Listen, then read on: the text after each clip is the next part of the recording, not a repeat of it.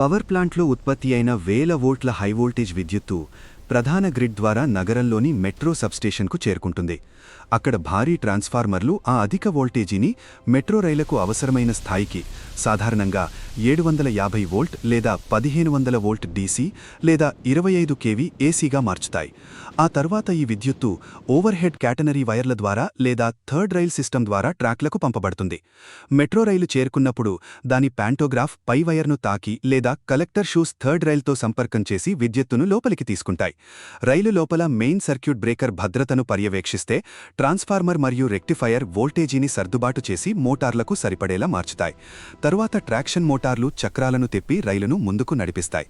రైలు break వేస్తే అదే మోటార్లు జనరేటర్లుగా మారి కైనెటిక్ ఎనర్జీని మళ్లీ విద్యుత్తుగా మార్చి గ్రిడ్కి పంపిస్తాయి. దీనినే రీజనరేటివ్ బ్రేకింగ్ అంటారు. ఇలా ప్రతి సెకను వెనుక ఒక అద్భుతమైన విద్యుత్ ప్రయాణం దాగి ఉంటుంది.